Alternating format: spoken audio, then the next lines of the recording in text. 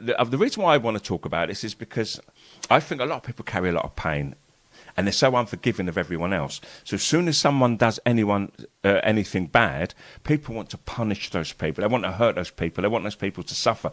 But it's due to their own pain. This is why people want the death sentence, for instance. Oh, no, kill them, hang them, and all that. And it's like, listen, as soon as you're out of pain and you start loving yourself, you're going to understand it's incorrect to take another human life. Just logically inconsistent that you say killing is wrong. So we're going to kill you if you kill. And it's like, what a crock of shit. And it's the same as guys in prison. It's like, rapists are the lowest form of life. So if they come into my prison, if I get hold of that guy, I'm going to rape him. And it's like, boom, it goes right above the heads of people. I'm not talking about how savage the original crimes are. I'm talking about the punishment and the type of people that want that punishment. So what I'm going to say, even though it's not totally related to that, it's about people and letting people be, not those type of people. What I mean is it prompted me to do that.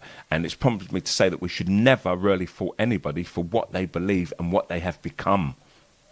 What we are, what we are, I find this confusing, okay. We should never punish people for what they are and what they want to be. What are we when we are what we are? I'm not going to have trouble saying this. What are we when we are what we are? We are what we are and never what we like to tell other people. We are what we are and not what we like to tell other people, you know? It seems that we should simply honour every claim. However, how can we know? There's no mirror capable of showing us our true selves. We are ultimately the reflection of everything and everyone, and we should do our best to ensure that making others outside of ourselves have a good experience meeting us and making our reflection grow stronger, because they are our mirrors. We're the sum of all parts, inclusive of nature, the way we treat the trees, the dogs and people. Our minds are being corrupted. The input that we receive through our senses is polluted. So many signals are being sent. None of those, of which there are many, point towards better living. As a tribe, local, national or global, our oneness, the thing that we all seem to agree on, bar semantics, is that we're human. And even then, I think there's a semantic argument there for somebody. All of us have a role to play. This distinct separation that has occurred during the last 10 years has driven us further apart as we strive for individualism. And these are not the traits of any tribe that intends to survive. As a tribe, we're following a leader globally. People that sight above the illusory two-party race that gives us the impression of choice. And the winner of the vote and their party, instead of working for common aims, they pit themselves and those who support them against each other. Red versus blue. Opposition needn't be that. As corporations change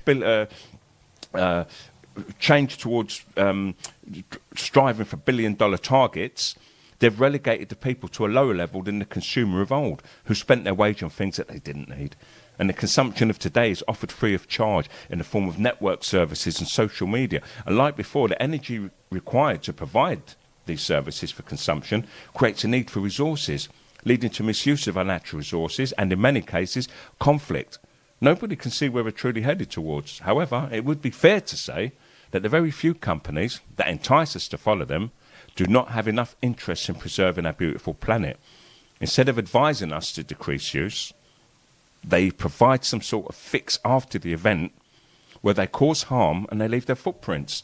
And the technology they develop and use and the research they fund is simply for their own benefit. They're all members of the same metaphorical club.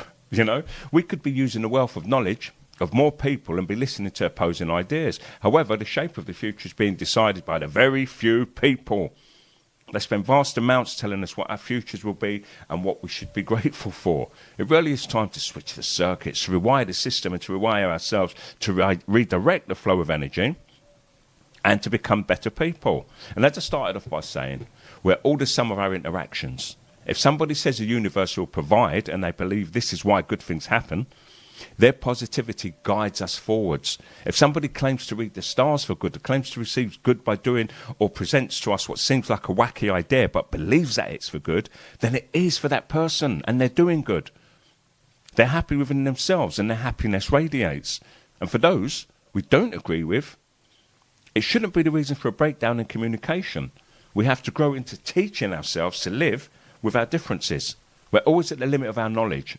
The knowledge attained rationally and empirically through subjective perception. The objective world appears different to everybody. So we have to work towards doing good and being better. It feels like we're moving towards depravity. And this to me is symptomatic of fear of the unknown and what lays ahead. A direct assault on the amygdala. This is all about the amygdala today. I knew I was going to get it all linked up together.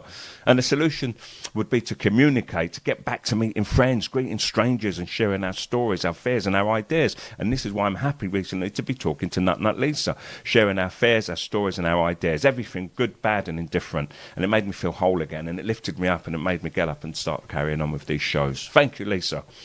Anyway, we're currently listening to the voice of billionaire businessmen and their profiteering plans, and it's not good. Time never runs out, but change happens. We have to work towards changes for the better of all of us. Let's make good use of our time, and let's start working towards a better future. I am the OBJ.